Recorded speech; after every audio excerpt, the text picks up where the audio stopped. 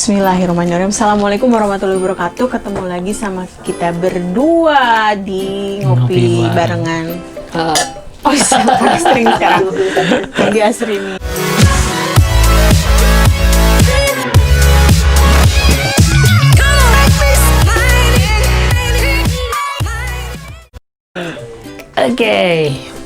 Oke, hari ini kita mau ngomongin apa sesuai dengan judul, bukan judul ya, apa ya, ruang podcast kita, yaitu tentang ngopi. Jadi kita akan bahas mengenai, bahas tuntas tentang ngopi. Kenapa kita ngebahas tuntas tentang ngopi? Pertama, banyak kontroversi sih sebenarnya ya. Oke, jadi pertama kita mau ngomongin kopi karena satu, sarapan kita adalah kopi. Yang kedua, ngopi itu udah gaya hidup sekarang. Udah banyak banget tempat-tempat ngopi gitu ya, yang di pinggir jalan, bahkan yang kafe-kafe atau yang di mana tuh. Jadi udah banyak banget tempat ngopi. Nah, tapi ngopi yang baik itu seperti apa? Jam ngopi yang baik itu kapan? Berdasarkan sains yang sudah dia dengarkan ya di podcast beberapa teman kita. Bukan teman sih, cuman beberapa. Ya kita belajar dari situ. Jadi nanti kita akan tahu kopi yang baik seperti apa, ngopi itu gunanya, manfaatnya buat tubuh kita itu untuk apa, plus kapan sih ngopi yang baik itu, dan ngopi yang baik itu yang ngopi yang seperti apa. Nah, pertanyaan pertama sekarang, jam berapa sih kita mestinya ngopi? Ya ngopi, banyak orang yang salah itu bangun tidurku terus ngopi. Udah mulai pada ketawa lagi tuh kameramen kita. Ya, intinya kan ada dua. Ketika bangun tuh ada hormon kortisol kan ya, yang berperan di situ. Nah, ketika kortisol naik, kita minum kopi itu mengandung kafein ya. Ya makin bikin menguatkan efek kortisol tersebut. Bayang dong.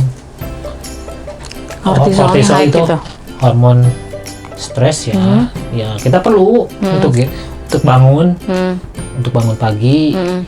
Tapi dalam jumlah yang tidak berlebihan. Oke. Jadi kalau kita ngopi pagi-pagi justru malah nambah. Iya, misalkan dia jam 7, jam 8 gitu. Bangun tidur terus ngopi gitu. Iya, entarnya kita tergantung sama kopi untuk bangun karena si kortisolnya seperti mengalah gitu loh. Oh, dalam tubuh kita ngalah karena ada bantuan dari kafein tadi. Jadi bagusnya tunggu dulu sampai kortisolnya turun. Dan itu biasanya late morning ya, 10:30 lah atau jam 10 boleh. Jam 10 kita ngopi. Iya. Batas akhir ngopi itu, Pak? Ya, kalau lihat dari half life dari kafein yang sekitar 6-8 jam. Half life tuh? Jadi half life itu kalau di obat ada ya, kadar obat untuk menjadi setengahnya gitu. Oh, oke. Di dalam tubuh? Iya, dalam tubuh itu namanya half life. Sekitar 6-8 jam. Jadi, dari pertama kali kita minum kopi 6-8 jam baru jadi setengah. Baru setengah di efek kopi itu ke tubuh jadi, kita. Ya kalau kita tidur mungkin jam 9 jam 10 ya, jam 2 lah maksimal. Maksimal ngopi itu jam 2 malam ya. Malah kebanyakan teman-teman ngopinya justru di sore hari jadi, atau malam. Jadi gini Bu, banyak yang nggak bisa tidur itu karena ya, efek kafein tadi yang ya kita cerita dulu ya. Kalau tidur tuh ada dua hormon yang berperan ya. Ada hormon melatonin, ada hormon adenosin. Oke. Melatonin itu sebenarnya hormon yang mengatakan bahwa kita itu ke tubuh kita tuh ini sudah gelap waktunya tidur. Makanya kalau mau tidur matikan lampu itu kenapa? Karena lampu terang ini seperti ini itu menghambat keluarnya melatonin Bu, jadi susah tidur. Nah kalau adenosin itu hormon yang menekan kita untuk tidur gitu. Jadi deep sleep gitu ya, gitu. Ngantuk gitu ya. Jadi bahasa Belandanya mah tunduk ya gitu. Nah yang dihambat sama kafein itu reseptor adenosin tadi Bu. Oke, jadi tidak bisa tidur lelap. Nggak bisa tidur, susah. Ngantuk mah iya, ngantuk nggak dapat juga ya. Nggak dapat ngantuk kan biasanya, karena gitu. Emang dorongan untuk ngantuk nggak ada karena reseptor adenosinnya di blok sama si kafein. Jadi baiknya memang ngopi itu adalah jam 10 sampai jam 2 Siang. Kalaupun memang ngopinya pengen late gitu gimana tuh Pak? Ya, Ada nggak? boleh di cap aja. Oh jadi kita konsumsi kopi yang kafeinnya sudah dihilangkan atau namanya di cap ya? Itu Di banyak cap, ya di pasaran. Iya. Oke. Dan gimana? Manfaatnya ya tetap dapat gitu, selain manfaat kafein, tapi ya di luar manfaat kafein tetap dapat. Nah, nanti sebentar manfaatnya kita tahan dulu biar semua pada penasaran. Tadi waktunya ngopi ada seperti itu. Terus kopi yang baik itu jenisnya kopi seperti apa? Yang tentunya yang organik ya. Kalau kopi saset sih saya nggak recommended karena biasanya suka dicampur ya. Ya ada fillernya, jagung lah segala macam. Makanya kalau kopi 1.000-2.000 itu tanda tanya. Kameramen itu biasanya suka kayak gitu ngopinya, soalnya dia ketawa lagi tuh di belakang. Ya, karena kopi itu mahal. Kopi yang benar itu mahal. Coba kopi luwak berapa? Bukan lu yang itu ya, bukan. Itu. Ya luwak beneran, luwak yang beneran berapa itu. tuh satu cangkir coba di restoran. Lumayan ya. Nah, itu emang harus kopi organik ya, jadi kopi beneran, bukan kopi bohongan. Yang berkualitas aja gitu, yang ya dilihat dari harga juga Bu. Udah kelihatan ya. Iya. Nah, Oke, itu kopi yang baik yang itu. Cara supaya kita minum kopi yang baik, kan kebanyakan ada teman-teman tuh kopi yang baik itu campur apa sih, campur gula lah, campur susu lah, atau campur creamer lah, itu kan lebih enak, jujur ya, enak banget. Ya makanya, nah ini kalau gula kan kita tahu sendiri ya, gula itu musuh utama kita berdua. Toksik ya buat tubuh sebenarnya. Yeah. Jadi ya sebisa mungkin kita menghindari gula gitu ya, meskipun mungkin secara kimiawi nggak terlalu berpengaruh banyak ke kafein gitu ya, atau polifenol di dalam kafein tuh. Yang menjadi masalah tuh ketika si kopinya dicampur dengan susu sapi. Sekarang ya karena kan kopi itu mengandung antioksidan, polifenol gitu ya. Nah si polifenol itu akan berikatan dengan kasein di susu. Jadi susah diserapnya. Jadi kalau minum kopi pengen pakai susunya susu almond aja atau yang non dairy lah. Non dairy produk. Oke. Creamer juga avoid. Ya, avoid aja. Jadi kan ini cerita ya Pak, ada beberapa teman-teman aku yang minum kopi gitu ya, minum kopi terus akhirnya mereka pesen lah americano kopi gitu, black kopi, terus ada teman-teman yang ngerasa udah kopi kecil mahal, pahit lagi gitu kan. Nah itu biasa seperti itu, karena biasanya kalau ada beberapa teman gitu yang ngopi itu ya memang harus manis gitu. Tapi apakah it's okay tetap gitu, kalaupun kita memang pengen manis itu dicampur dengan pemanis yang non sugar ya, kayak lakanto mungkin boleh dicoba. Lakanto, monk fruit, stevia ya. Boleh ya. Ya gula alkohol boleh. Jadi why not gitu. Tapi intinya jangan sampai kita makan jadinya nggak ingin dapat manisnya gitu. Yang dapat manisnya bukan. Ya kan kadang-kadang kan ngopi itu. Jadi kalau misalnya teman-teman teman-teman aku khususnya yang belum bisa move on dari kopi pahit gitu ya, karena kan dulu emang pahit banget gitu ya. Aku juga baru suka sekarang lah kopi pahit. Itu gimana? Boleh nggak pakai pemanis? Boleh, tapi yang non kalori gitu ya. Ya contoh seperti lakanto atau gula alkohol, atau ya gula alkohol tuh kayak eritol, jadi yang nggak menaikkan gula darah gitu. Gula jagung mah bukan ya? Gula jagung bukan. Itu fructose ya, kalau gula jagung high fructose corn syrup emang tidak menaikkan gula darah, tapi dia toksik buat liver kita. Itu mau avoid banget gitu ya? Iya.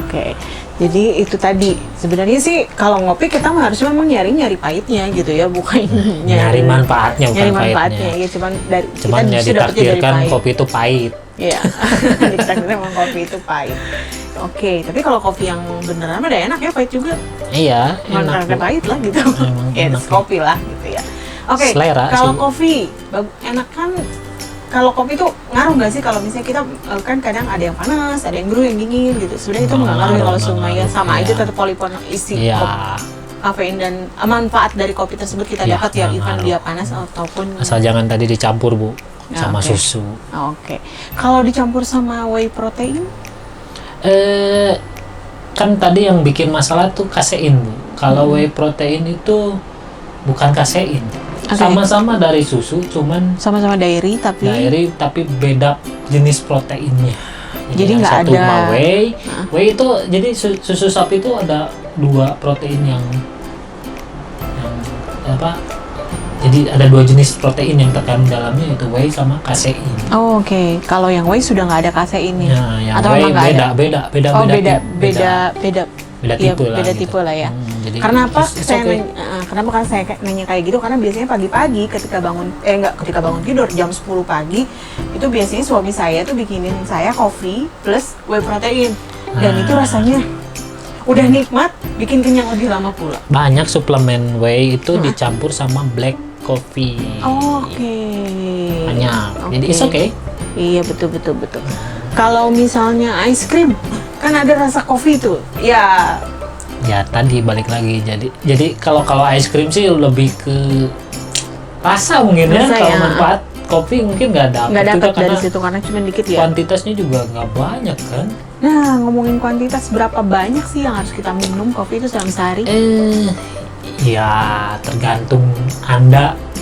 Tergantung Ya, kita. Ya misalkan 2-3 sih, kalau saya sih cukup ya. Tapi Anda mungkin bisa sampai 4 boleh. Tergantung metabolisme tubuh kita ya. Nah, jadi kalau saya sampai 4 mungkin saya nggak bisa tidur. Nah, aku 2 palingan. Ya 2. Dan bukan, jadi berpikirnya jangan gini, jadi jangan sampai karena kopi banyak manfaatnya kita bisa minum seenaknya gitu. Oke. Ada tetap limitnya. Ada sweet spot namanya ya. Sweet spot. Jadi- That's what's Jadi kopi itu mengandung tadi yang polifenol itu memicu hormesis dalam tubuh kita. Jadi apa itu hormesis, Pak? hormesis itu memberikan sedikit stres ke dalam tubuh kita. Nah, si tubuh memberikan respon dengan mengeluarkan antioksidan sendiri, antiinflamasi sendiri, detox ya. Nama kutu bukunya ya NRF2 Pathway ya. Sama seperti kunyit, sama seperti green tea, sama seperti matcha, sama seperti anggur merah. Merah, wine or anggur. Wine. Oke. Nah itu sama, itu memicu hormesis. Tapi ada sweet spot. Jadi sweet spot tuh ya dosisnya jangan Lebih. ada dosis yang memberikan manfaat. Tapi kalau berlebihan ya justru jadi merugikan kita, Bu. Jadi sweet spot. Ada sweet spotnya. Pokoknya segala semacam juga yang baik-baik, tapi kalau overdosis kurang baik ya. Nah itu. Oke, itu adalah berapa banyak kita minum kopi. Nah, seperti itu. Nah, Beda-beda sekarang sih. kita bicara mengenai manfaat kopi yang begitu. Saya kaget, bukan kaget sih, exciting, senang gitu ya. Kenapa? Karena saya mulai minum kopi lagi setelah keto ini, setelah low carb ini saya minum keto. Kenapa? Karena dulu sebelum low carb ya kalau minum kopi seru, Pak ya. Nah, kalau sekarang alhamdulillah gitu ya, membaik ya. gitu ya. Mungkin bukan kopinya yang bikin Iya, bukan kopinya, saya salah gitu ya. Maksudnya malah nyalain kopi padahal masih carbnya itu. Nah, manfaatnya itu ternyata katanya kopi itu bikin kurus. Oh iya, jadi Bikin nurunin berat badan. Wah, gimana itu secara saya coba dijelaskan. Jadi kan timbunan lemak kita tuh namanya trigliserida ya. Jadi si Lemak dalam tubuh. Ya. Nah, si lemak itu bisa dilepaskan. Jadi istilahnya mah digali lah, Dicakar sama gitu ya. yang namanya hormon sensitif lipase. Jadi dia tuh untuk memecah gitu si trigliserida tadi jadi free fatty acid. Itu si hormon sensitif lipase itu dipicu oleh kafein. Oh, manfaat kafein itu adalah